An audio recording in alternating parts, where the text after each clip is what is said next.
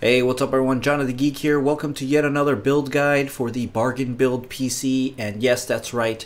This is a GoPro mounted to my forehead. I'm trying out the point of view kind of camera angle here. Hopefully this will be somewhat useful, this footage anyways. Hopefully it doesn't make you sick, but I'm trying it out. It may or may not be in the video, right? If it turns out to be useful and it's good, it'll be in the video. If not, well, I'm gonna have to leave it out.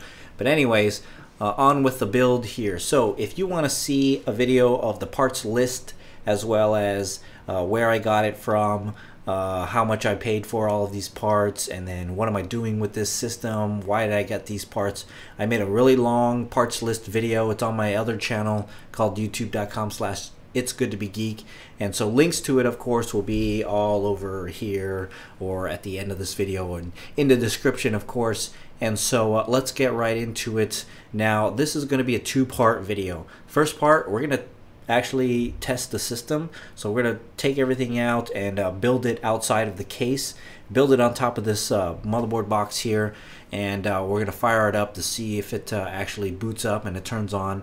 A lot of videos out there, you know, they say that's what you should do first before actually building your system, because if one of the components is bad or if your motherboard is bad and not working, you don't want to put it all inside of the case and then find out that it's not working, and then you got to take it all apart, take everything out just to send it back or return the motherboard or whatever. So that's got to be the first part, and I'll probably walk through and talk through that part. But the second part, the actual build guide going into the case, I'm probably going to do a time lapse to just go right through it. Not really gonna do a whole talking type of thing, so you'll probably just see things sped up, mainly because I got a bunch of other videos that show you how to build computers and stuff like that. So without further ado, let's go ahead and get right into it. All right, so you're gonna want to also wear a anti-static wrist strap, but I'm gonna be daring or dangerous and not do that sort of thing, but I am constantly going to be touching metal to dissipate any static electricity that's built up with inside of me. Right, so let's take a look at the motherboard here. We've got all of this stuff here. I'm pretty sure I have unboxing videos of most of this stuff that we're looking at. So see, and take the bag out.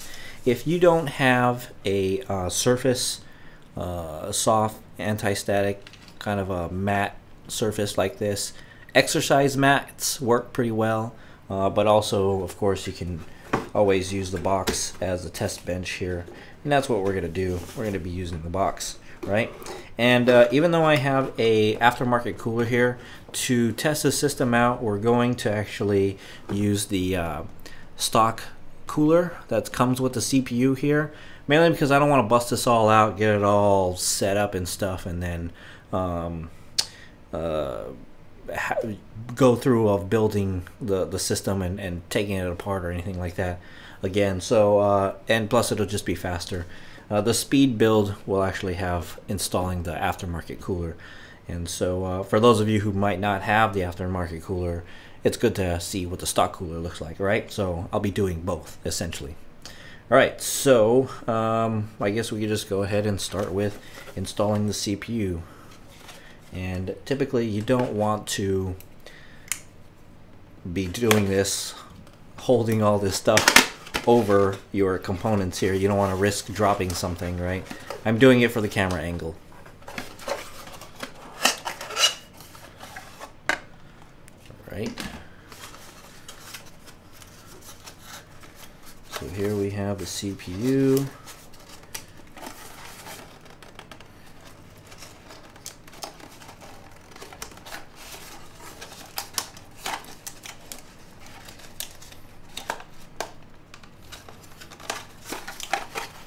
Take the CPU out, get the fan out. We'll set this down for now.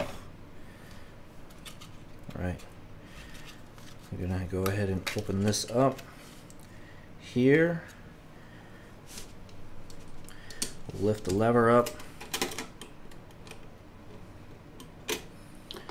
Then we'll go ahead and look for where it indicates. If you look at the CPU cover here, you'll see that there's an arrow on the bottom left hand side. It's usually the opposite of where the hinge is for the lever. So we can get rid of this. Right.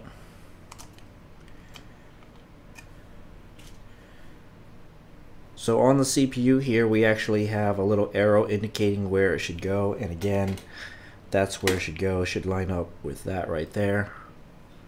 Okay. And we'll go ahead and lower that in. There's also two little notches on the socket.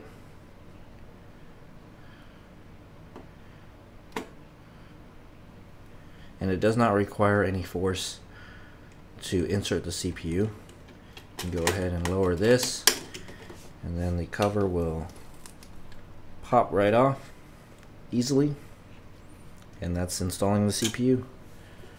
So now we're going to install the RAM, and we'll look at the RAM real quick to see, or the motherboard anyways, to see where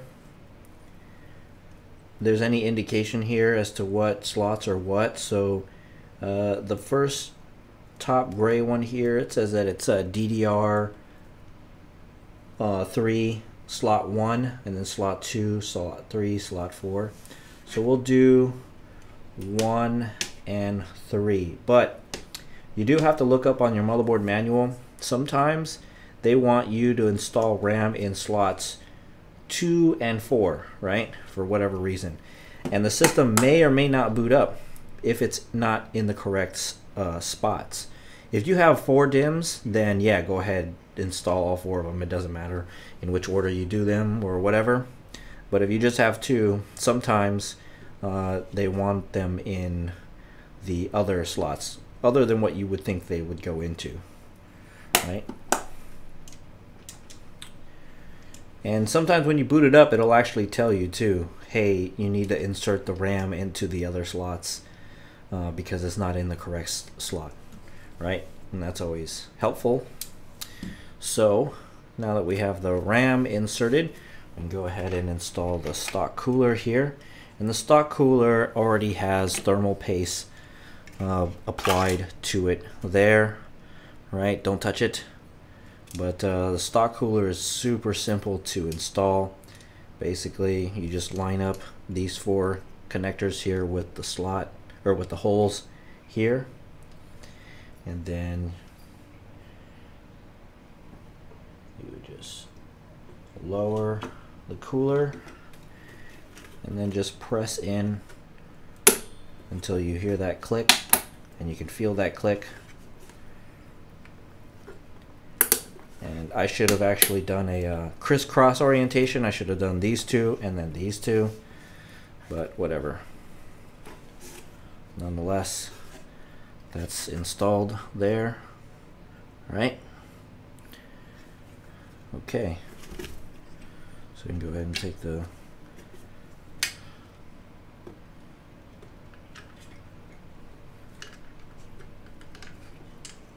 connector out.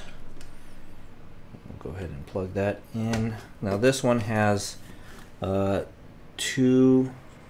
system fan and a CPU fan, and this is a PWM because it has 4 connectors on it, and so that's what you want to connect it into there, like so. And you got to be careful with this. Hopefully it won't get in the way. You don't want this cable to actually get in the way of the fans there, right? So that's pretty much it for that. Now what we can do is actually hook up the power supply to this, or hook up the power connectors to the system, and the ATX power goes here.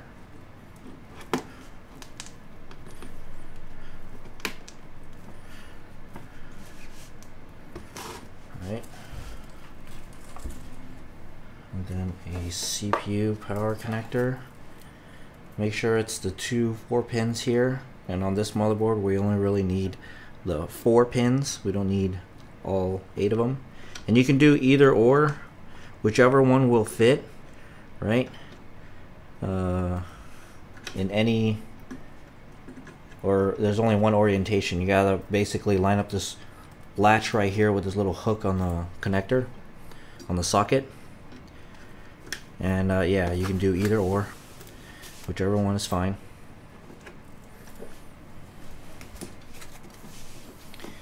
And then you don't necessarily have to install a hard drive.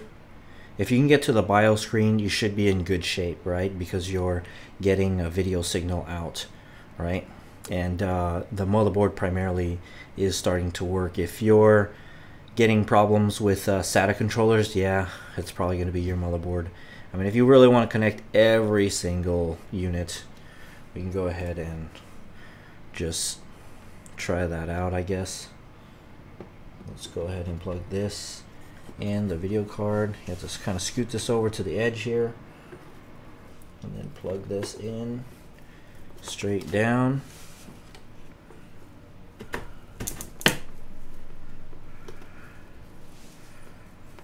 Right, and then find some PCI Express connectors.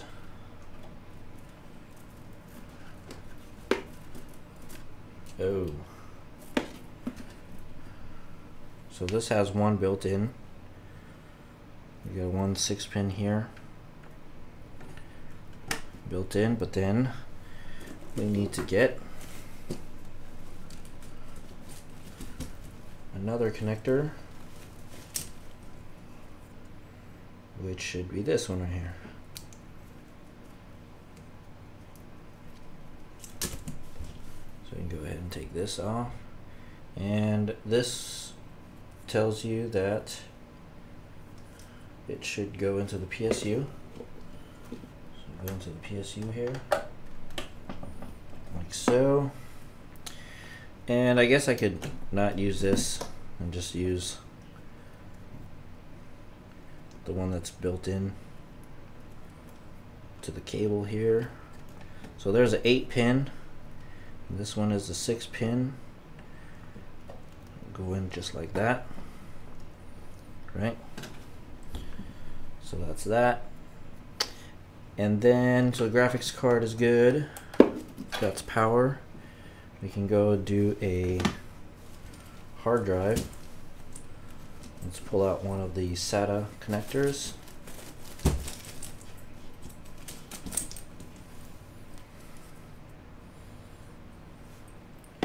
So one of the SATA connectors go into there. Do a SATA hard drive, and I gotta grab a SATA cable, which there might be one inside here. Let me check real quick. Nope. Ah, one right here.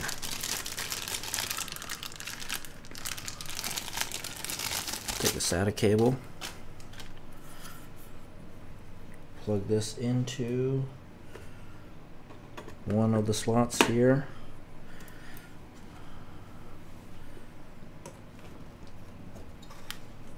And be careful with this. This can break easily.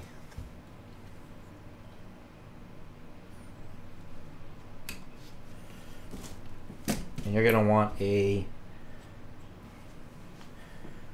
non-conductive and soft surface, right?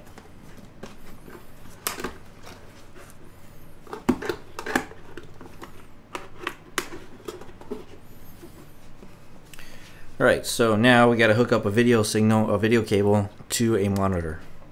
Alright, so here I've got a DVI cable. I'm going to go ahead and plug that in. Alright, now all I need to do to start this system up is a flathead screwdriver like this one, right? Flathead screwdriver. and you'll have to find on the motherboard the front panel connectors, which is right here. Now one of these, it's best to look it up in the manual, which I seem to have gotten rid of. Oh, here it is. You can look it up in the manual to see where the power switch is, and this is something you're gonna eventually look up anyways to find out where that switch is, because you'll be connecting all of the front panel cables to it. And here we are, front panel. So the power switch are the 2 pins next to the one that's missing a pin, right? So on the front panel connector here, where are you? Where'd you go? All right, so on the front panel connector here, here is the missing pin here, and here are the 2 pins next to it. So all you gotta do is just touch these 2 pins and it should fire everything up. Now to plug in power supply. And so now we're gonna plug in the power supply. I'll flip it off, then flip it on, right? The thing is now charged, it has power, or it's capable of outputting power. And we're gonna go ahead and touch these 2 pins here, which is the on-off pins. Just touch these 2 here. And nothing. See, this is why you gotta be testing stuff, man. Alright, so when your system doesn't want to start up, what should you do? Test your power supply. And look at that. The power supply is supposed to turn on, but it is not turning on. Why are you not turning on? Power supply.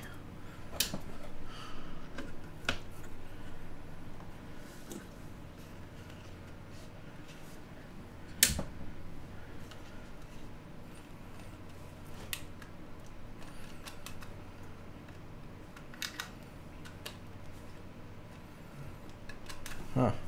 Interesting.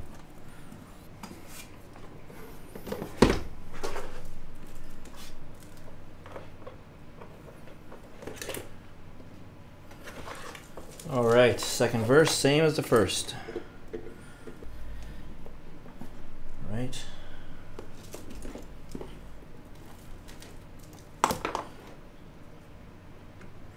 Take an 8-pin.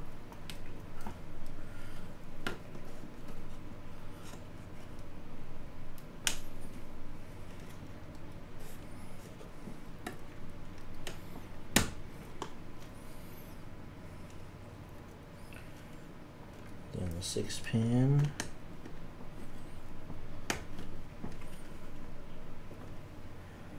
Then we take a 4-pin.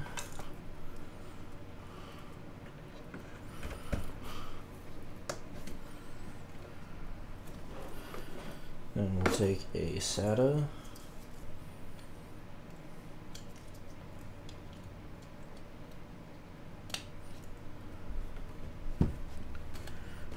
Alright, so we've got everything plugged in. SATA, the power, ATX motherboard, CPU power. We've got a video cable in, we've got a keyboard and mouse here. We're going to go ahead and touch. We'll flip on the power supply. Then we're going to go ahead and touch the 2 pins here. These 2 little pins.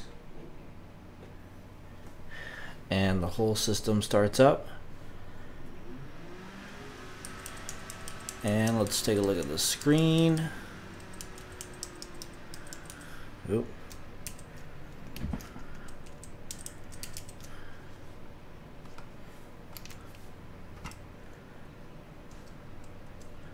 Let's get into the BIOS. And voila, here we are at the BIOS. Let's take a look at some of the configurations. Let's see, where can we see our devices? Yep, here we have the hard drives here. Right, so we're good to go. Everything should be all right. Everything boots up fine. Everything's recognized. Let's see the RAM. The amount of RAM here. We have total memory 8 gigs. That is correct as well. And that's pretty much it. Now we're going to take it all apart and actually assemble it into the case.